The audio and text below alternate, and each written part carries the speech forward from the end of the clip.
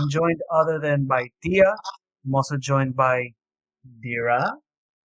And I'm joined by Sarai, women who have faithfully served, quietly and visibly, both with very different experiences, but shaped by the same culture. This isn't about bashing men.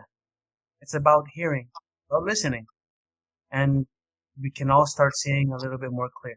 Favorite parts of taking prayers were the evening prayers because everyone was mostly there and you could get up there and get all the attention and preach. There were also many other prayers that we talk about. We talk about the 5 a.m. prayer, but we also talk about the prayer that really men didn't really go to, and that was the 9 a.m. prayer. You remember that? Okay. I had been there a couple times, but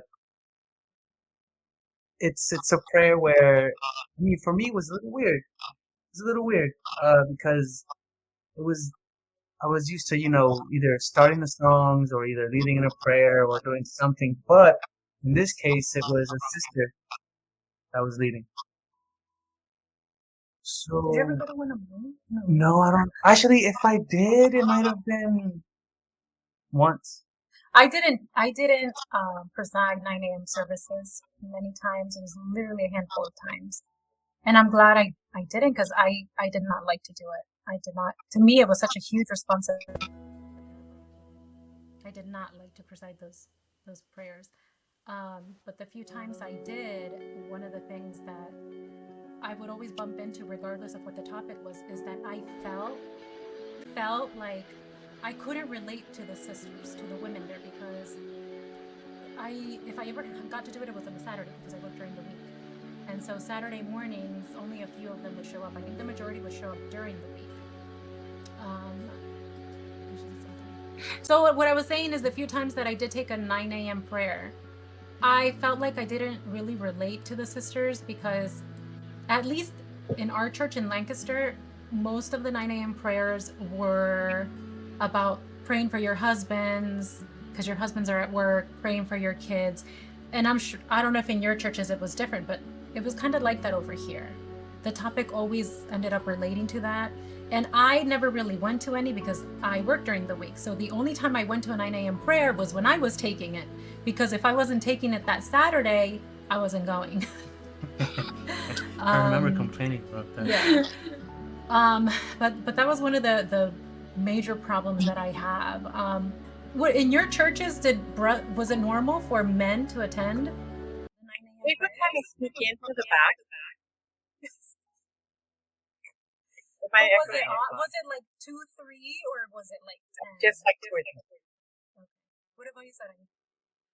I never really went. I know, right? That's the thing. If you I mean, I was never married in church, so I actually do understand where you're coming from, Gita, because it was mainly all these sisters, like, no offense to the stay-at-home moms, but it was just mainly them and their children.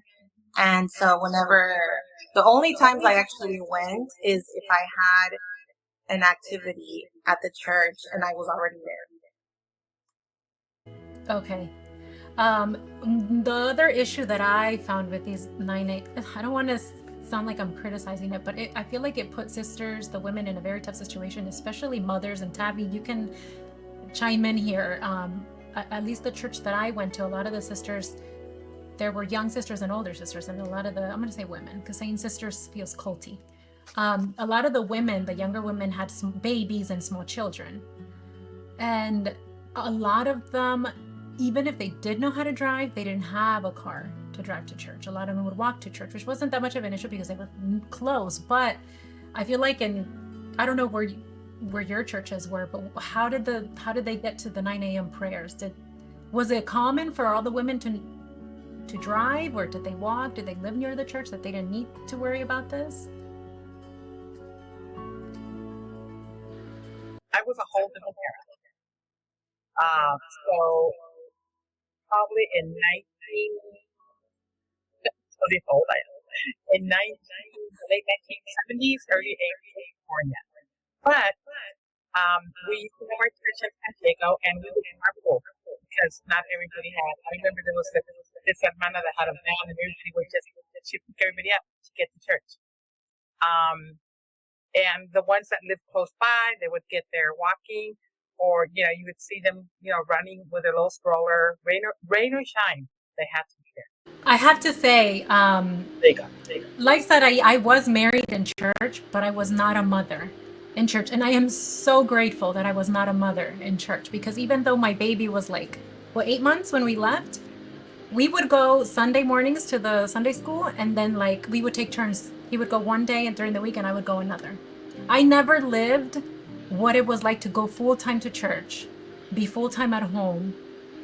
I'm just so grateful that I never had to experience it. I don't know how you did it, Tavi. I don't know how the other women did it. I don't know how they're doing it now.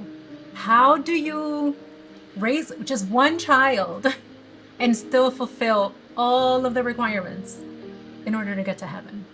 So there was a time that I wasn't working. I was able to go to the 9 o'clock, and I would take my kids, like you said, pray for your spouse and your family and so forth.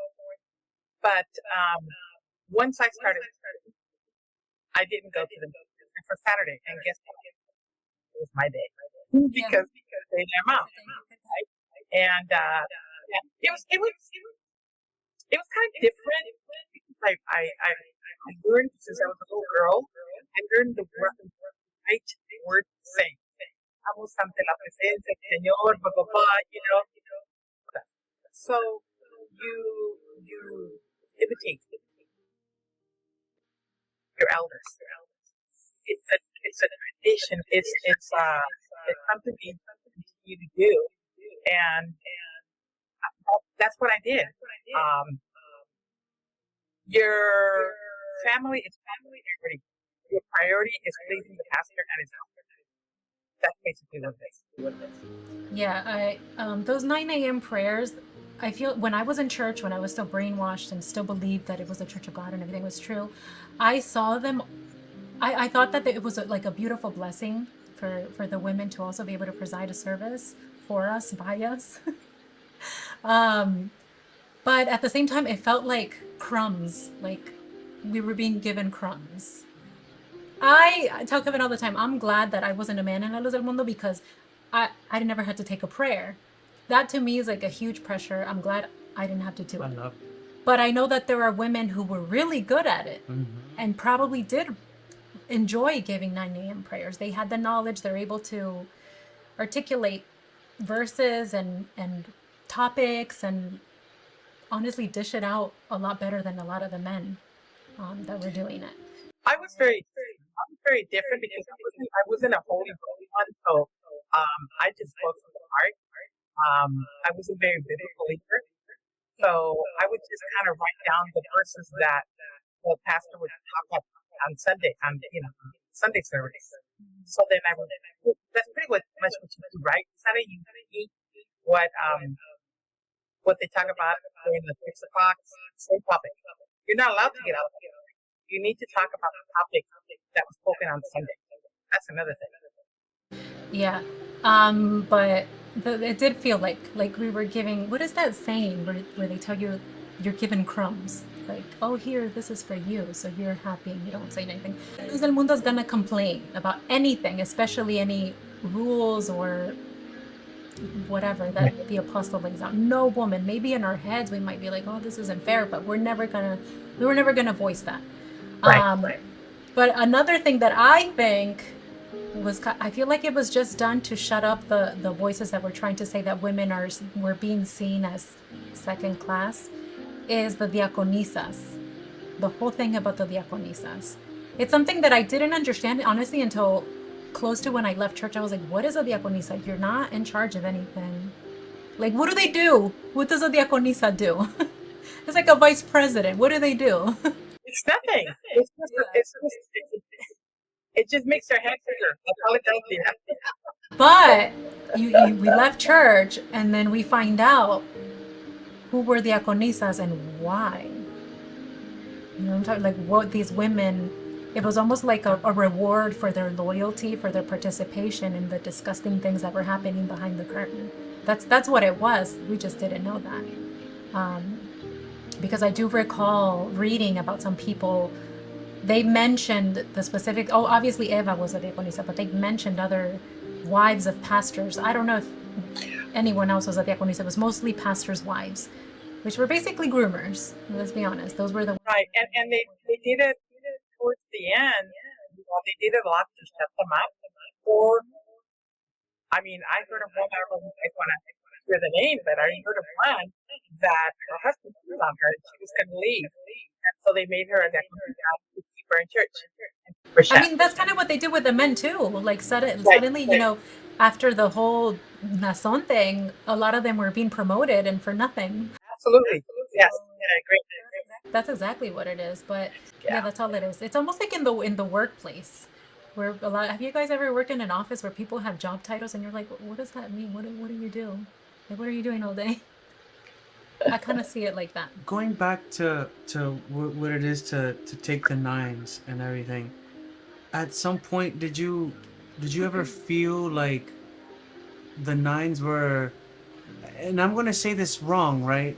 But so correct me. But like, you have Sunday, the Sunday school, right? That's like the premiere. Everyone has to be there, type of thing.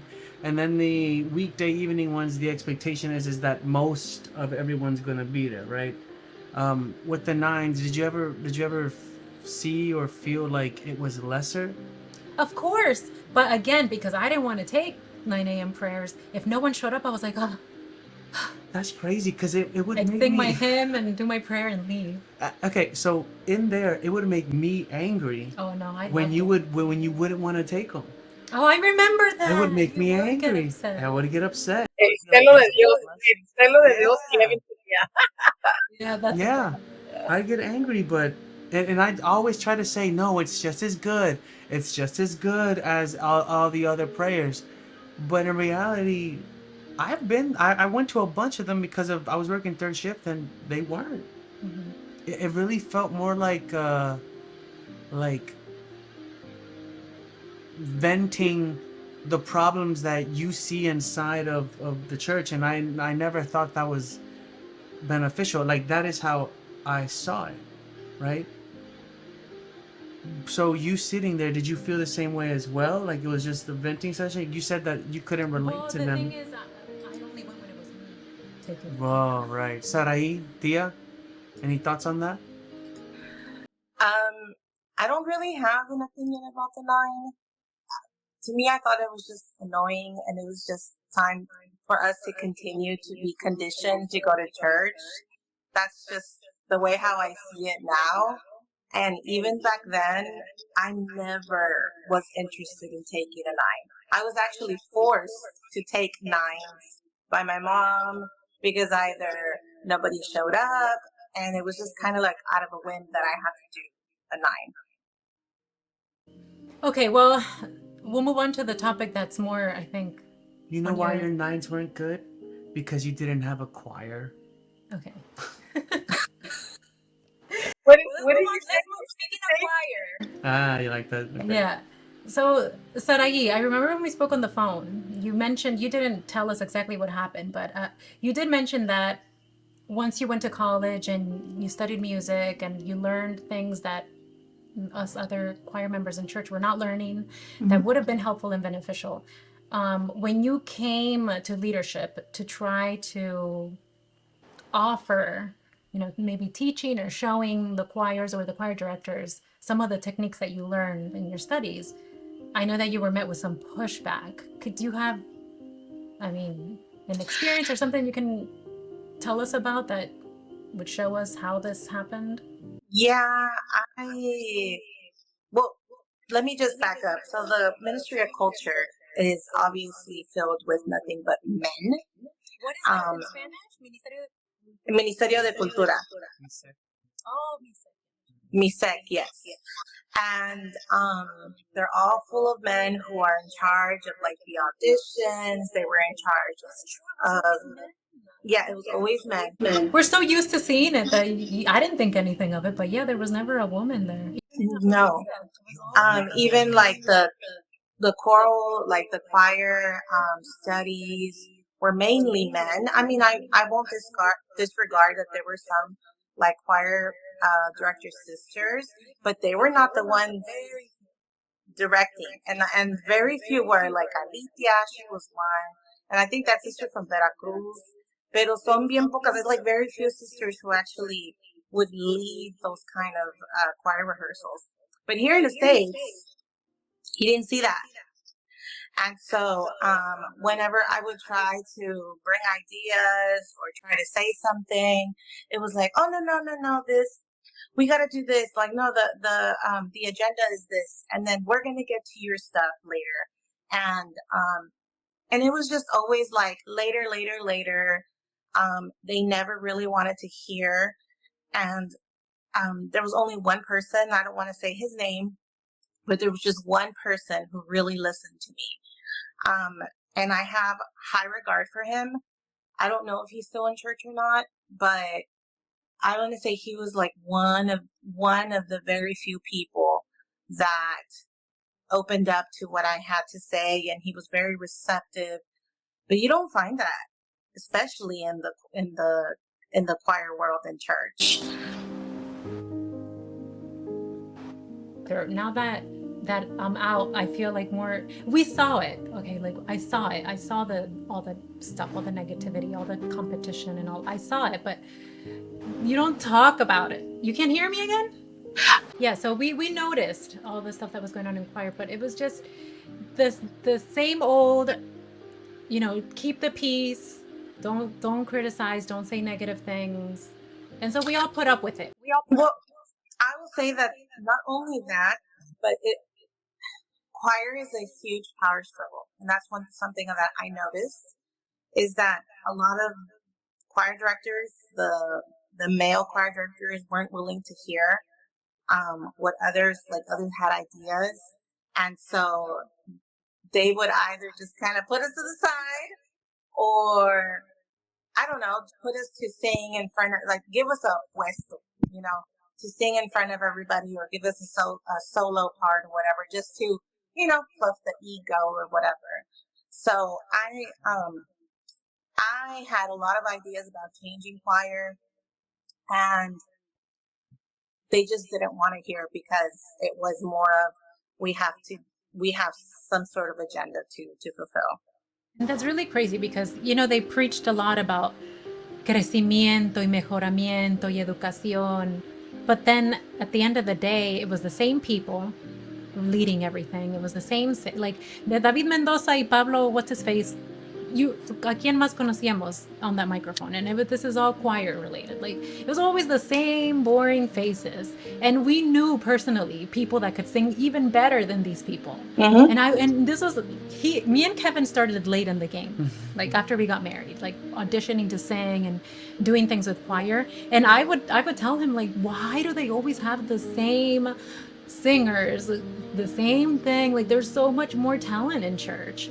Maybe not like, the Houston choir, I mean the symphony choir, but within La Luz del Mundo, there was a lot more talent, and you audition and you do the things that you're told to do, and they even say, oh, the apostle wants new voices, new faces, but at the end of the day, it was just his victims that were always, given the I'll say, sorry, I didn't mean to interject, but supposedly through the grapevine, I had heard that Nason wanted to change that. Supposedly that was Samuel, who wanted to keep the same old people to lead or to be soloists or whatever, and that supposedly Nason, when Nason came in, he wanted to change it up. He wanted to have like fresh new talent.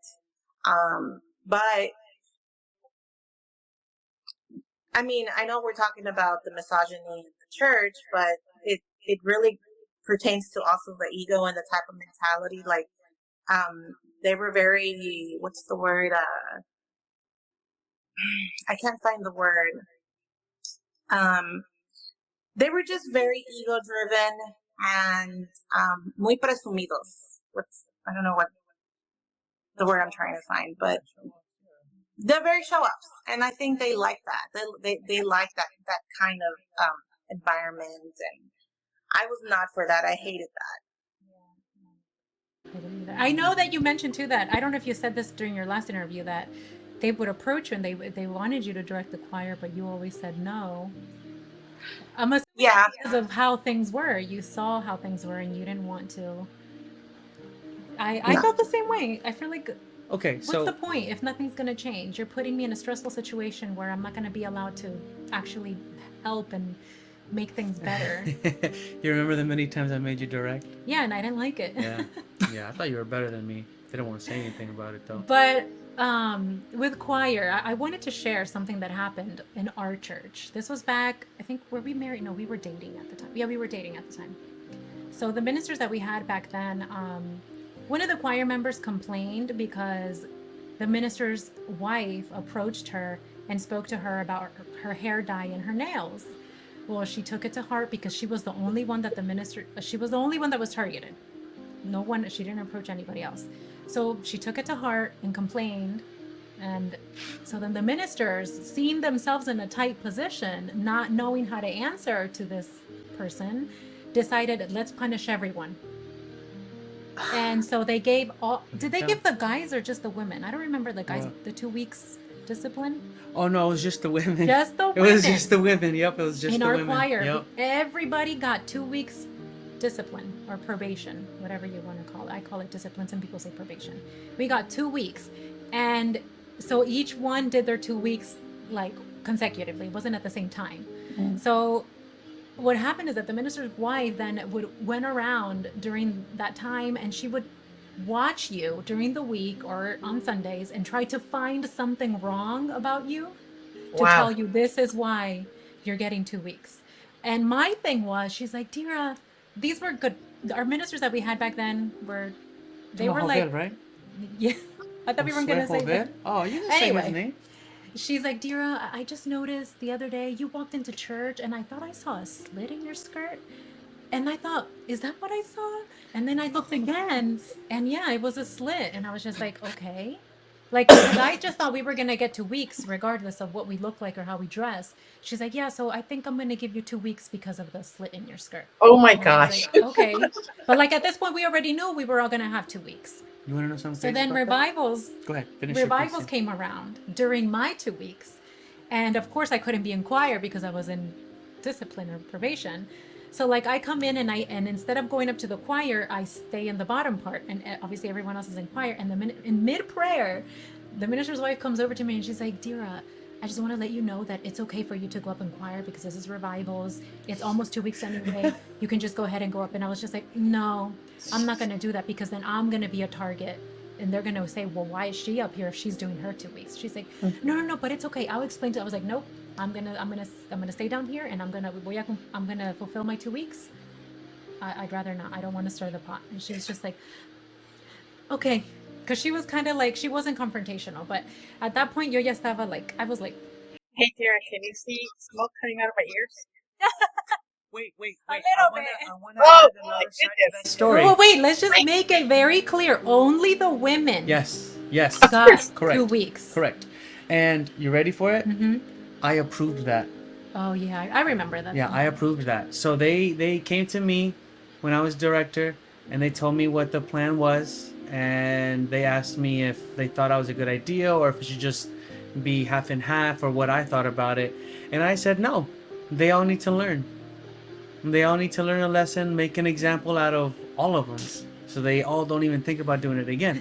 That was that one. That's where my mind was, and I'm admitting that. And I just want to make it clear in the church in Lancaster, in the choir at that time, like the women were very modest. There was like preteens, and the oldest was like in her 50s, maybe pushing 60. According to the rules and the beliefs of La Luz del Mundo, everyone was pretty modest. Like no one was doing anything crazy.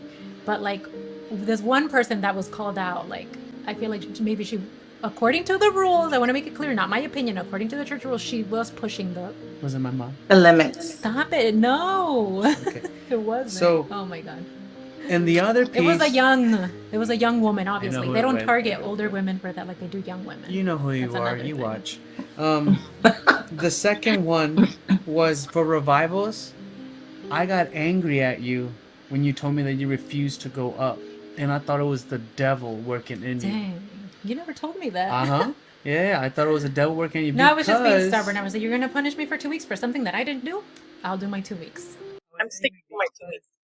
I Ahora asked them good to get back, right? Yeah.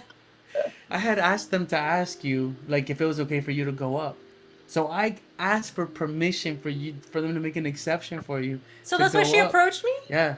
And you said no, that's why I was angry. I was like, is it Hasta ahora sale. Yeah. So there you go.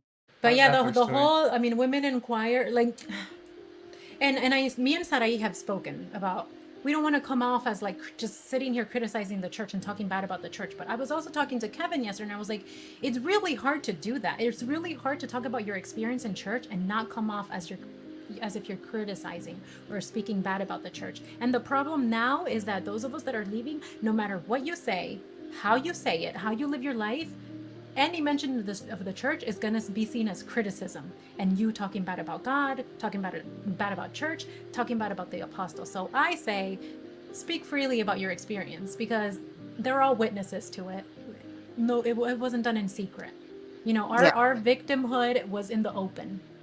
Yes. I actually want to speak a little bit about my experience because I also had probation. I feel like every woman had some kind of probation sometime in the church. But my probation was a whole year. I had a whole year probation. Oh gosh. Dang. For what? For what? Okay, so no, I'll say because it's not a sin anymore. Probably- I mean, probably it's not. There's nothing wrong. I mean, Show your probation in the comments. essentially, I was at the time I was dating somebody, and we were messing around. As teenagers and young adults, we were messing around and we were sneaking and all that stuff. And so my conscience ended up getting to me, and I eventually went to go tell the minister.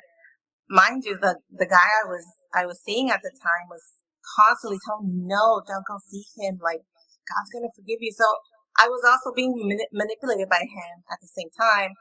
And then, essentially, eventually I went to go tell the minister, and he first told me, he's like, do you want to get married with this guy? And I'm like, absolutely not, because even we weren't comparable at all. I did not love him in that way. I was just having fun. I guess that's the best way to describe it. So, We're being a normal person. exactly. And so, and I was in college. I didn't want to get married yet. And so he gave me the option. He's like, okay, well then, do you want to marry him or not? And I said, no, I don't. I'd rather be alone than in the wrong company. And so, he's like, well, I'm going to give you a whole year probation. And the mistake I did was that I went by myself to go talk to him, and I should have gone and talked to him with the guy, because the minister at the time eventually talked to this guy that I was messing with. And I don't know exactly what happened in that meeting with him, but I am like 100% sure he may have lied and saying that I seduced him, because I found out like a month later that the minister only gave him 3 months probation. Oh, that same thing happened to my best friend. Yeah, they both. Actually, he didn't even. Oh, yeah, I shouldn't. She's gonna watch. Or he's a guy. He got away with more than you did. So This is very Maybe that's common. it. The girls would get punished, and the guys would. May I offer the perspective, right? The privileged perspective. I'm just gonna call it that, right? From what I remember when I look back, some of the good stuff that I talk about, that in the positions, the power, and all the stuff that I had, they were always designed for men, in that sense. Now, I never saw it that way. I didn't.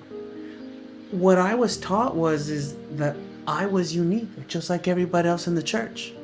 That I deserved this privilege, that I deserved this power, that I deserved to serve at the highest levels, to serve the apostle.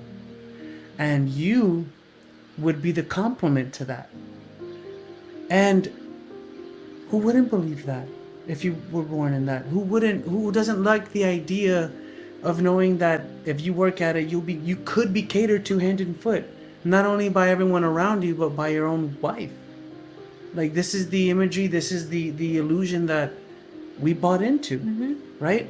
So we're looking back at this right now. It's crazy because my prosperity or my success, in a sense, or the power that I had, came at the cost of your backs, in a sense.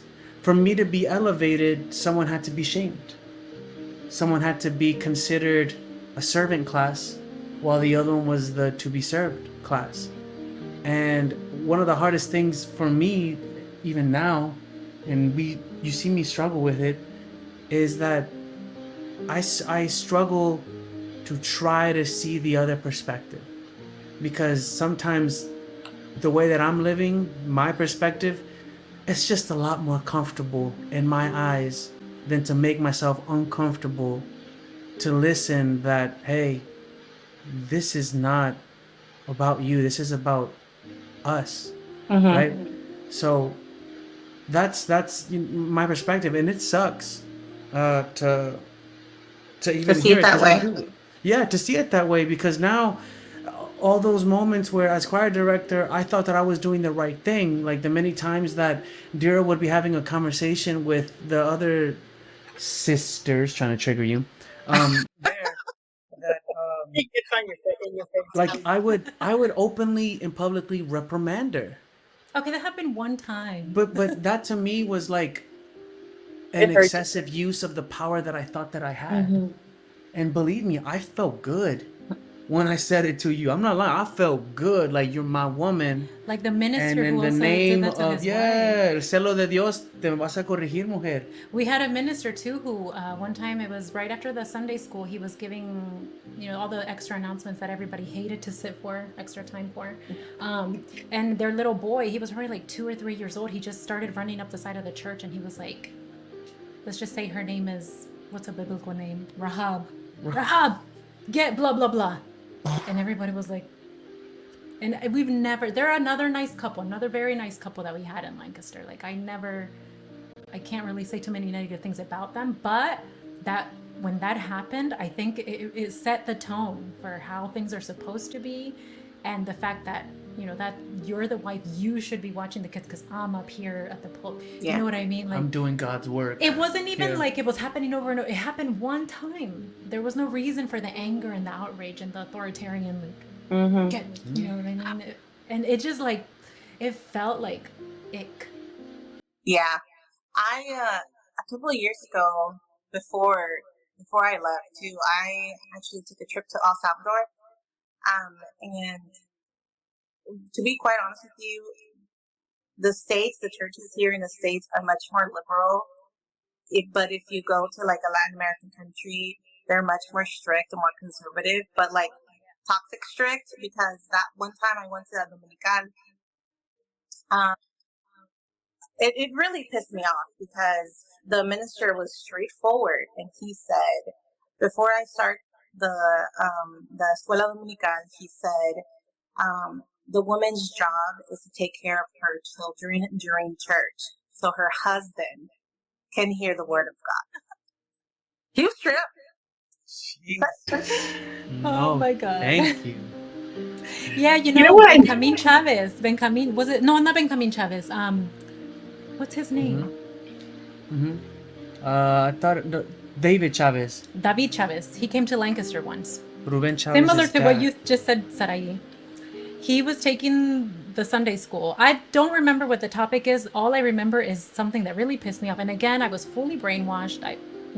We were nowhere near leaving church at that time. And I don't remember what the topic was, but he was telling the church that he doesn't understand this movement of women wanting to work outside of the home and leave their children to someone else to raise them. Yep. Like, what are you that poor? Are you that needy that you need to have a job and leave your children? And the first thing that came to my mind was, what about when they go to school? Yeah. Should everybody homeschool then? Because a 4 or 5 year old, that's a pretty young to be leaving them. being consistent with that, ¿cómo se llama? That train of thought that women should stay home to take care of the children. Where do you draw the line? A 4, 5, 6, 7? That's a little baby. A 7-year-old. Like, what's a 7-year-old? So should La Luz del Mundo impose homeschooling now? Because you're handing them off to a stranger to teach them for how many, 6, 7 hours? Look at how many horrible things happen in elementary schools. So like that and I wasn't married, I didn't have children. I didn't want either of those things, but hearing that. You sound like me. Well, that's You sound like me because I'm going to say the ministry's name because Luis Cruz, I don't know if y'all know him. Of course. Luis Cruz went to Houston one time and he brought that same explicación to Houston.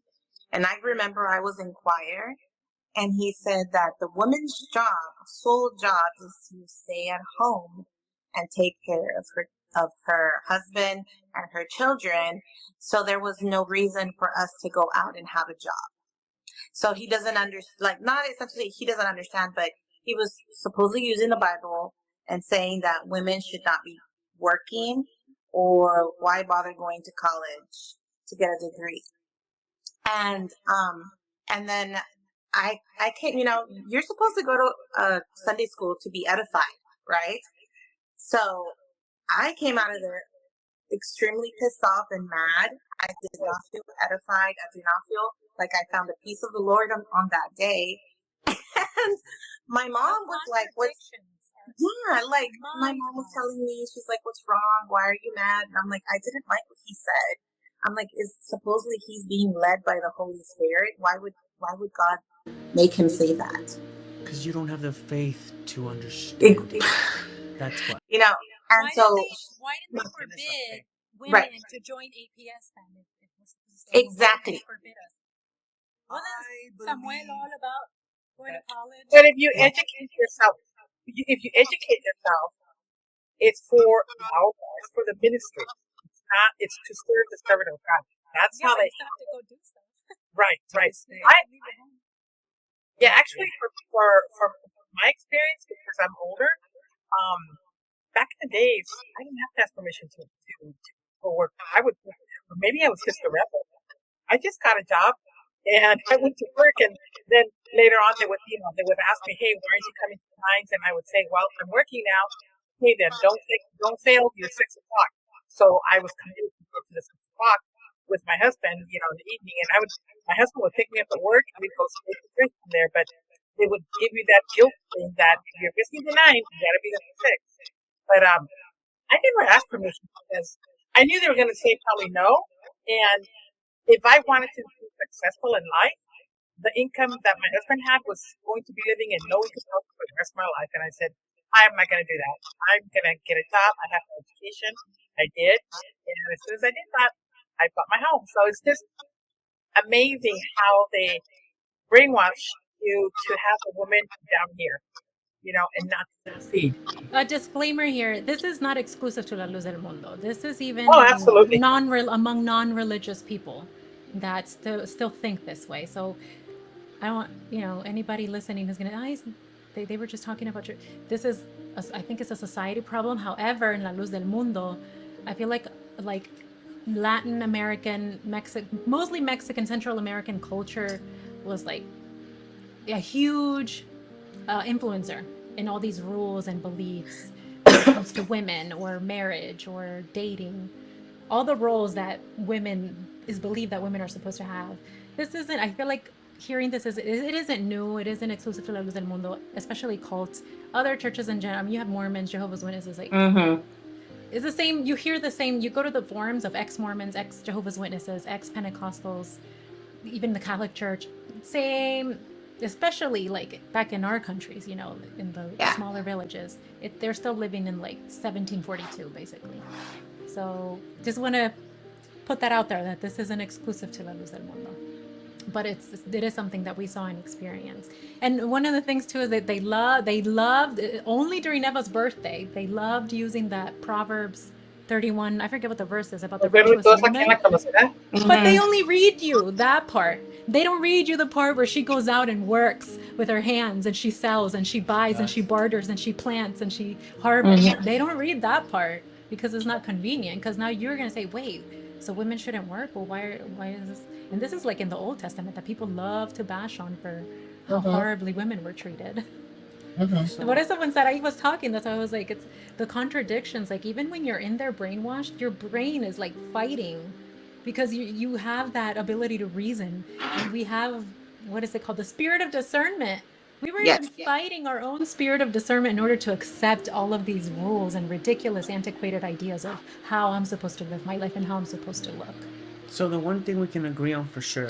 So the one thing that we wanna look at for sure is or that we understand is that life was extremely strict for y'all. Like I thought I lived a strict life, but the life that you had to live was strict, which in turn required you to sacrifice a lot, which in turn required you to give more of yourself to this illusion of this idea, right? So, in order to achieve that, we would have what was called consecration, where you would consecrate yourself and you would try to find yourselves in the most intimate setting with God according to the doctrine, right? And one of the most intimate moments or events that the church or the cult has is the revivals. Now, to everyone that has their own version of revivals, my understanding is that there's many different versions of revivals. And there's been discussion of it already, but just to give it a quick recap, basically, depending on the church, there's going to be decided. They're going to decide between 3 days to a week, where they have prayers, where you're praying for the Holy Spirit or to arrive the Holy Spirit for 2, 3, up to 4 hours on your knees, just praying, right? So one of the things that left a massive impression on me was every single revival that I can remember, the last ones to get up were always the sisters. And not only was it the sisters, but it was mothers that were praying. Mothers that would be crying for hours and hours. And you know, as a guy, I would see that and say, wow, she must really be having a great holy. conversation with God. That's what I thought. Yeah, I thought she was holy. I thought she was having an She amazing was conversation. Yes. struggling. And she was really giving herself to God. Like she's really trying. And oh, sorry, her husband should be proud of what she's going through. But in reality, what was she going through? And to add to that, I have to say that I always felt like, oh my God, these sisters are so holy. They're like, they stay sometimes longer than the ones that were trying to ask for the Holy Spirit. And I always thought, I'm so behind. Like, I need to feel more. I need to cry more because but I would, it's funny now, but back then I would think, like, but I don't really have anything to cry about. I was single. I didn't have children. I worked. Like, my suffering was minimal. I was happy. I was genuinely happy. But now that I'm a mom, now that I went through now I'm like, oh my God. Like, all this, if you look back, it was always like the sisters with like the families, and now I'm like, there's so much that you can vent as a wife and a mother.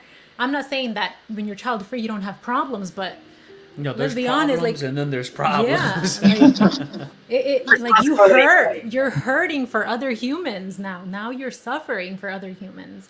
And I just think back, and I'm like, what might they have been going through? Maybe even depression or anxieties that they refuse to accept because you're not allowed to hide. Well, now it's spoken about a little more.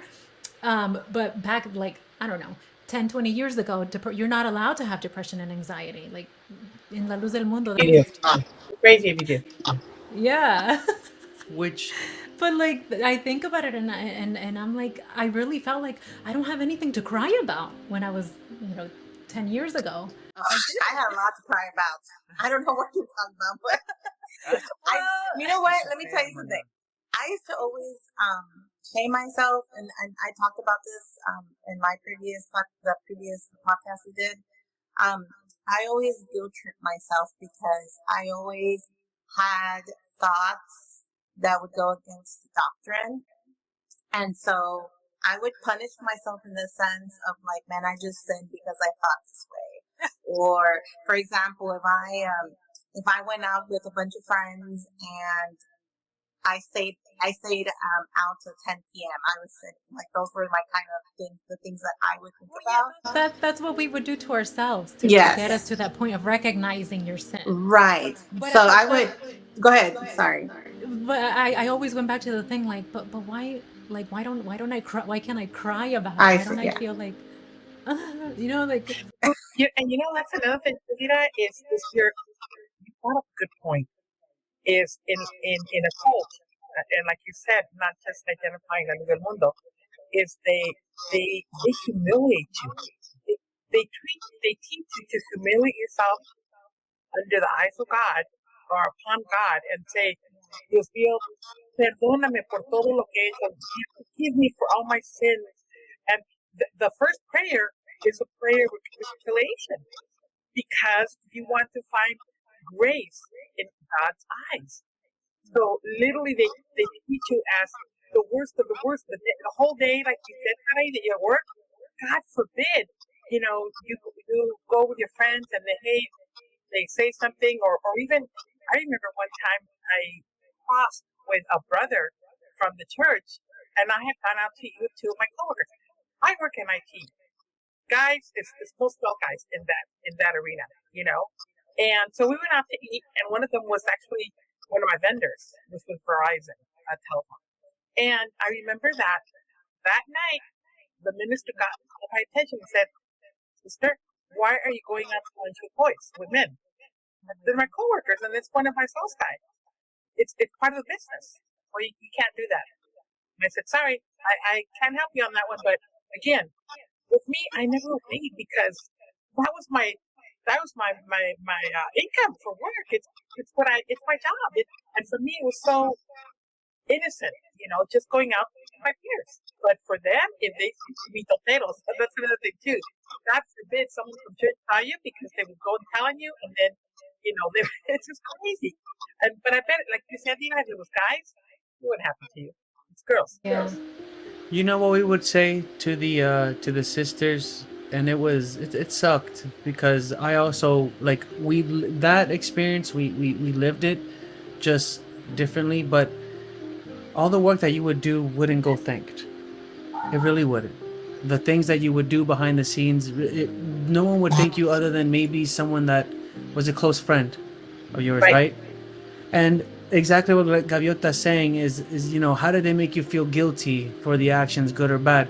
Well, at least in for the good, I would remember that I would even tell Dira after all the hours of work that she would put in helping me with choir, you know, we would always be like, acuérdate, Dira, somos siervos fieles, en lo poco fuimos fieles, en lo, like, I would always say, what we did, our effort, I would minimize it. I would say we did what we had to do because this is what was expected of us when it wasn't expected of us. But I would get credited and you wouldn't. You would be a compliment to my credit, right? So it sucks that we're minimized in that way. But one of the things that I want to point out is the mothers that were in the revivals, the crying and everything that they were going through, right? You lightly touched on the fact that it could have been depression. But the one thing that we know for certain is that therapy was frowned upon since the beginning. That the ministers were the ones that would be guided by the Spirit of God to basically help therapize you. I'm going to say it terribly, but to be that guide for you, to help you with your marriage and how you should live your life as a woman, right? And even though they may have changed their tone on it now, one thing we know for certain is that there are decades of women, decades and years of women that got postpartum depression, or even got a depression from one way or another from the mental abuse, or were even sexually abused and they kept it quiet, and they had to live in the system and live now with this depression. I couldn't relate to that because that wasn't my experience. So how do I even approach the conversation as a man? How do I approach that conversation with someone that is married and a mother, and someone that isn't married but went through it, and someone that's already separated so long through it. How would you want a man to approach this type of conversation with you? Well, I guess for me, I think uh, for me and somebody else, like for example, my spouse that I'm with, and his perspective is very different because he was never in the cult.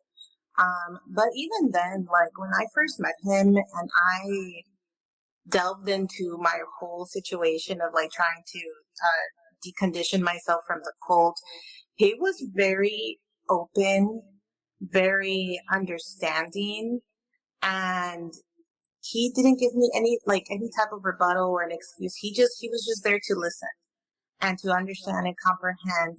And the only thing he would say is like, I get it, and he wouldn't tell me anything else. I think mainly it's just being understanding about our situation. And if it did, like for example, you, Kevin, if you were at the moment, maybe you were the problem. Obviously, you apologizing for your behavior, showing that you're trying to change your ways, and being understanding and validate the experience. I think that's really important. I I guess that's for me, like how I would know if that person is being authentic. I think the main issue too is that in society itself, the men has the power. How often do you see a woman being a president versus a man? Period. In a big company, like I can go look at my company and my leadership team. Mostly all of them are men. So then you go into a cult and you get into that same pattern of men are the leaders. I get it. El hombre es la cabeza del hogar. But my father-in-law used to tell my ex-husband, pero tu esposa es tu corona en tu cabeza, which meant that right there. I love that. And he was from Luz del Mundo, but he always taught his kids to respect their wives. But in another token, I remember going to Guadalajara and men would eat first and we had to serve them, like all my brother-in-laws and my ex and stuff. And once they were done, then the girls sit down to eat. And men never cooked, never cooked. I was like in seventh heaven with my husband because we take turns cooking. We both work at cooking. Even with the household, I'm always kind of thinking about the inside. So I clean the inside, he does the outside. As you know, Kevin, I have a big property, but in La Luz del Mundo, the ministers, the husbands, they teach their wives to treat us the way they do. We made a comment about how the minister's wife, how they tend to talk down to you, and you have to get out of them orders, because she's taught that or she feels like she deserves that because she has that position, and we have to obey. We have to bow down and obey. It's like I'm so glad I'm out here. Kevin, I'm impressed. I'm impressed that it's hard work, como dijo Alma Libre, Lucecito. You are Lucecito 1,000%. And Dira, you must have done something right because, man, he's out. Thank God. No, yeah. A lot of clap to you. My hat's off to you, Dira, because you know what? That's hard. I know many couples that are still the husband's in church and the wife is out. Or vice versa. It says a lot of who we are as women. Sorry, Kevin, I don't want to talk down to men about it, but we dissect things. but I yes. Sorry, go ahead. Let you finish. I have a thought. But you know what though? I give you guys space because you know what did that? No. Yes. You heard. Yeah, you heard her. No eras terco. You weren't stubborn and said, I'm not going to listen to you. You're wrong. You heard because you love her. Exactly. Love that.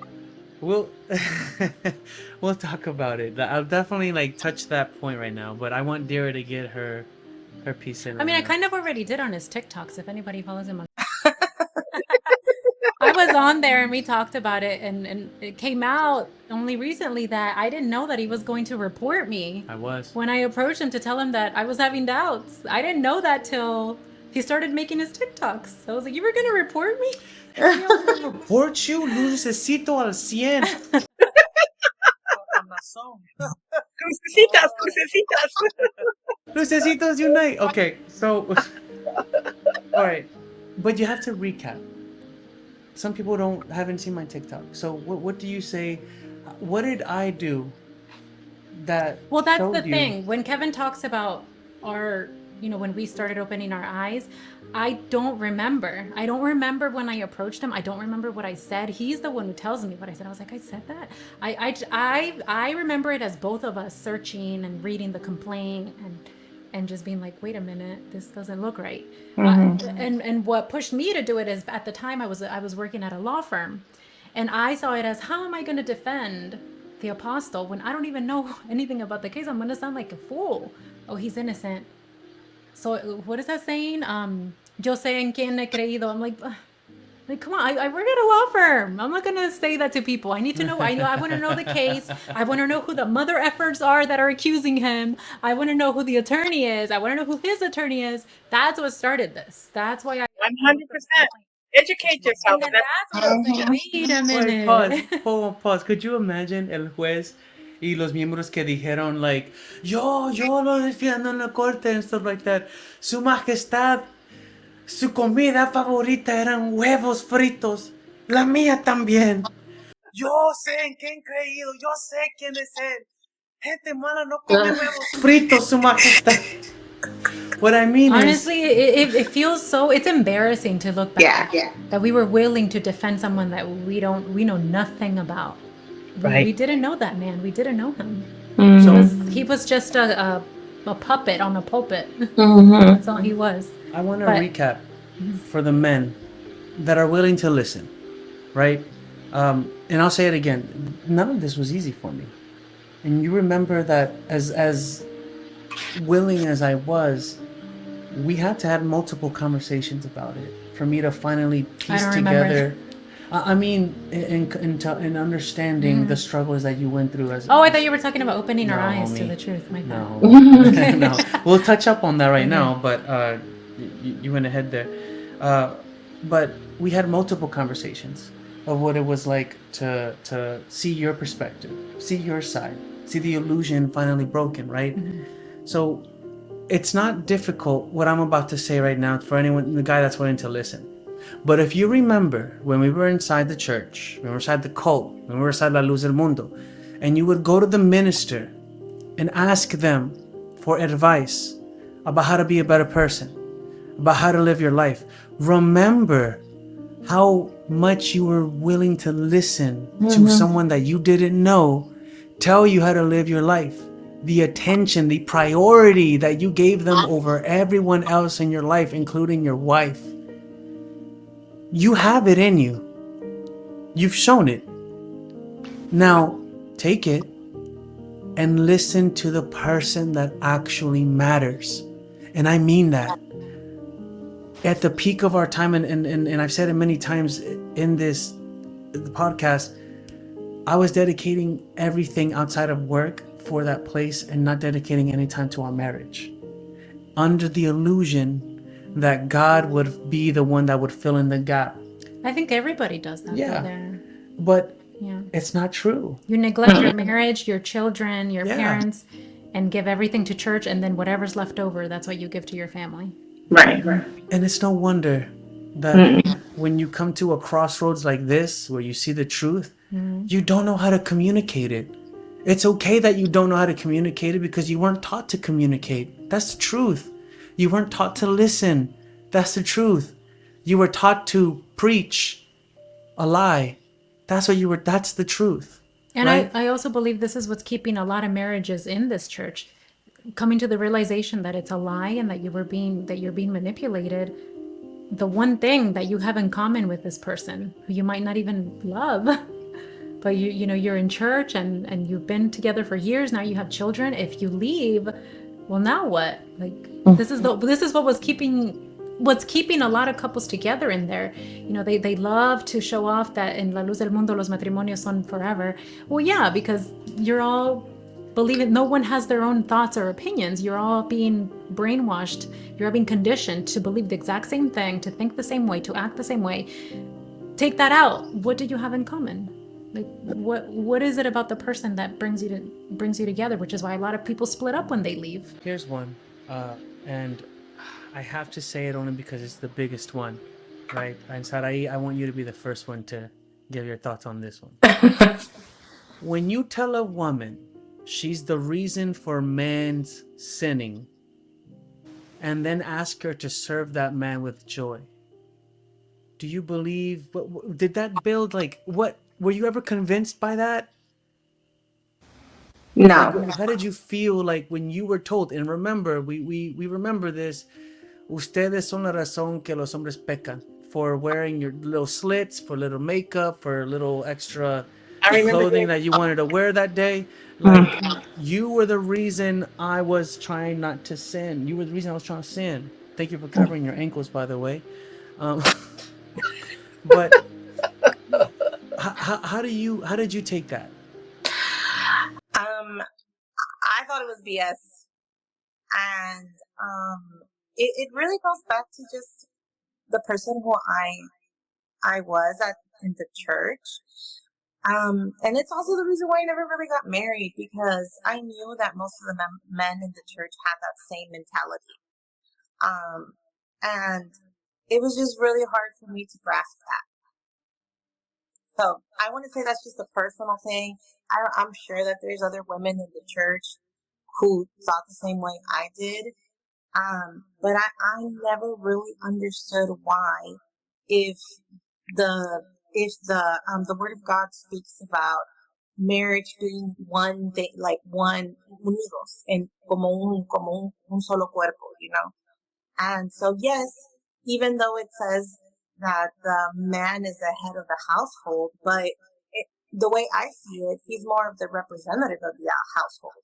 Because at the end of the day, it's both of you guys who are heading the house, and in a way you're speaking on behalf of your family, but both of you have that, like that, not opinion, but you both are working on the family unit. And it's not like, oh, si el esposo escucha how the husband hears his wife's opinion and says, well, I think my opinion is better, and then I'm going to go, no, that's not how it works. It has to be a discussion between both, and then find middle ground to make the best decision for your family. That's how I saw it. And so having that discussion, or that kind of idea that no matter what we did as women, we were the reason why, it's just so stupid. I thought it was dumb. Do you all remember when Samuel used Muslim women in full niqab, or is it hijab or niqab? I forget what it's called. Hijab, I think. Hijab. As examples for us? Samuel Joaquin. I don't remember that. I don't remember that. But he said, "Look at them." He said, "Look at them. You go to like an amusement park, and you see them at an amusement park, and what are they wearing? How are they dressed? Are they? I don't know how to say it in English, but do they like forego their faith, or their what's the word for their modesty, for the sake of being at these places of amusement?" And I remember feeling like, oh my God, like, isn't it enough that like we're already dressing like long skirts? I mean, it's not enough. Like, because I always thought, oh, at least we don't have to dress like Muslim women. I always thought that. Like, yeah, I can't wear pants as my usual daily clothes, or whatever, but I can still dress fashionably. I can still dress feminine. I can still dress nice. At least that was my yo sola. How do you say it? Like, I would make myself. Yes, I would comfort myself and tell myself, at least I don't have to dress like a Mennonite. At least I don't have to dress like an Amish. At least I don't have to dress like a Muslim woman. Well, at least that type of Muslim woman, because they don't all do it. There's different, I guess, beliefs within that. Well, there's something that happened to me a couple, like, years ago, because what many don't know is that I actually worked in the the ranch here in Texas. Yes. And we had this conversation before. So, I remember, I want to say the first couple of instances that I went to go work at the ranch. Mind you, this was way before more brothers and sisters started going to the ranch. And they would put us girls to get on scaffolds, and we would do some molding stuff because they had a lot of like molding designs on the wall at the house that they were building there.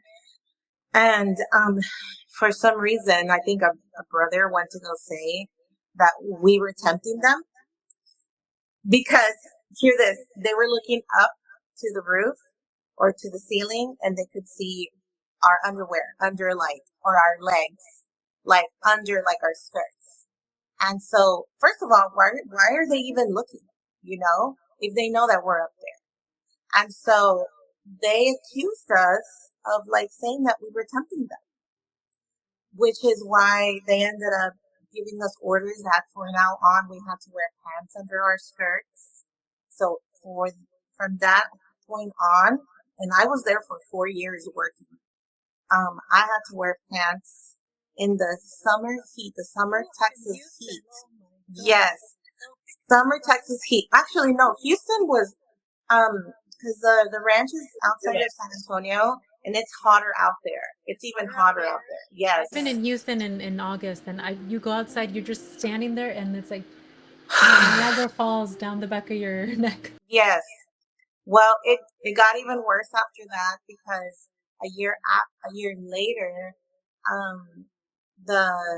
some minister's wife told us that we had to start wearing long sleeves. So not only the pants, we also had to wear long sleeve. We couldn't wear short sleeve shirts.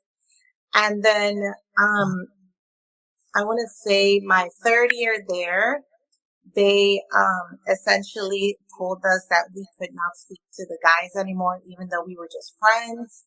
It was really bad, and it felt like they were accusing us and blaming us for all the discord that was happening, and because we were I guess we were given that blessing of doing the house of the servant of God at the time. We had to make sure that we were clean and we had good thoughts. And so the only way for us to consecrate ourselves to do this job was to not talk to the guys. It was really bad. I mean, that I could talk hours of the experiences that I went through when we were there. I think that's a very interesting topic. We should have you on again. Does that mean you'll come back on too? Look, for the sake of time, I have to just be the guy and sit and like kind of start putting the brakes on here. How do I? Okay. For anyone that any guy that cared to listen to what the takeaways were, right? For all three different situations, married, later in life, not married, the one things that stood out the most was that the guy was willing to just listen. He was just open to not trying to fix the problem, but instead just wanted to just hear your heart out, right? And just be like a comfort in that sense. From Thea, I got that it was the act of living your life together. And I'm going to say that one more time. The acts of living your life together. That little house responsibility stuff, I'm the provider and I have my roles and I work and I come and she has to, these are the expectations. Homie, you use the same toilet she does. Why does she have to clean that for you? Well, it's your toilet. Like, I'm sorry for being like as blunt as that, but living life and sharing the responsibilities of living that life together, right? And Thea said it best, cooking together, choosing to intentionally want to be together, intentionally, listening. And in Dira's case, now, Tia, I'm gonna wrap up with because I promised you I would say it. In your case, when we're walking down the street and we're quiet and we have no idea what to talk about because there's only one thing on our mind, and you tell me that you need to tell me something and to not look at you different ever weird like that ever again, or even look at you different after what you were about to say, and to tell me that you were doubting the man who represented our salvation. Yes, I did want to report you. Yes, my ego kicked in. Yes, I wanted to use el celo de Dios para reprender el hereje que te estabas convirtiendo. I wanted to do all of that. I lived through all of those emotions, and I'm saying it I'm because trying to be serious. no, but and it's true. It's Oh, true, it's and like it's funny to laugh about it now. It's okay to laugh about it. It is. It's okay to laugh about it. I felt all of that stuff, so I'm no different than any of those common men inside of that cult. I'm no different than that. You get it, huh, Mijo? You get it. But the one thing that stood out was is that I loved you over my ego, which That's meant to give up my ego for a second Mm-hmm. and to realize that I didn't want to lose you. Like, damn. Qué bello. It's hard, guys. It's freaking hard. I'm not saying that it's easy. It's freaking hard to want to give up your ego to listen to someone who's been going through it. It is hard. But damn, bro, you swore yourself to her. Fulfill that promise. Be there. You said you would be there. And that's what it is, right? It's not providing. So those are the closing comments that I have. Does anyone want to add a closing comment? Yes, you wanting to report me reminds me of that movie with Colin Farrell where they take this pill and that's how they control society. I can't remember the name of it, but it's like a dystopian movie and everyone has to take this pill every morning and everyone's being like controlled, how many kids you have, who you marry, etc. And so then he stops taking the pill, so he starts to see that everyone's being controlled, and his little boy finds out that he hasn't taken the pill and he reports his dad. So when he told me that, that's what it reminds me of. That was my I have to say, guys, that in a marriage is a partnership. It really, really is. Being out of any kind of belief in religious belief or whatever you want to call it, for me, it's a partnership, and I think that not. I believe that's why I've been married for 20 years now because we communicate. My husband and I talk. It's even Steven. There's days that I'm tired and he goes, babe, go relax, I'll take care of it. You don't see that in a lot. We have a double whammy in this environment. One is the cult, and two is the culture. So it's luckily we live in America where things should be a partnership, and it's okay. I mean, even if it's a mom, people go, "Oh, I'm just a housewife." That's a full-time job. Take care of your baby, the house, to have dinner ready. It's a full-time job. So I really think that we're not trying to bash men down because they try to control us. Sadly, that's what they teach in cults. Yeah, the problem is when they take away the choice. Yes, The choice. That's where the problem is, that you have to do one or the other. And right, it should be up to you. Whatever works for you and for your family. right, Not someone else telling exactly. you. Sarai? I guess my closing comments are very similar to Tia David. Is a marriage. I mean, I'm not married yet, but it really essentially is the same thing. It's a partnership that you have to consistently work together to strengthen, and of course, being God always the center of it all. And so I think that there was so much faultiness in that idea that God was the center in LLDM, like the idea of God being the center. I feel like God is the center when you allow you trust him to guide you. And not only the man, but the woman too, to guide together. walk together in the same path, do everything together, discuss, communicate. And I want to say, most importantly, be humble, because I feel like LLDM is far away from being humble. And I'm not just talking about the men, the women too, I'll say, because of the idea of being the only chosen people of God in itself already. That's not being humble. And so I think realizing that you had this ego that was guiding you instead of being humble and being receptive and open, once you come to that realization, then I think you'll, especially for the men that left the cult, they'll be able to understand and realize, man, how can I fix this? And that's really the way to begin the healing and, fixing the relationship, the marriage that they've been in. So that's what I think. I know we're going to close real quick, Kevin, but I just want to tell you something real quick. I just want to, you've been forgetting to do this, but I just want to thank the audience for being here, for supporting our podcast and sharing the link. Kevin, you do all the work. I'm just here to Metici, but you do all the work. And I thank you for that. My tío Sergio was a minister. He called me this weekend and he congratulated us because we said it was a much needed English podcast that we needed to do this. Dira, you have such an elegance in how you speak. I love it. And I pray that it's not the last time that you're with us and you join us, even Sarai. But I just want to thank everybody. We really appreciate some really cool comments. My son actually is on here. He's Big June, and he said, that was your child. and he said, I can say the same thing about my dad. It's even Steven. He knows that. So yeah, we're blessed. You guys are blessed. I love seeing you guys. I just want to thank everybody and thank you for doing this for us, Kevin, and opening this podcast and doing all the hard work.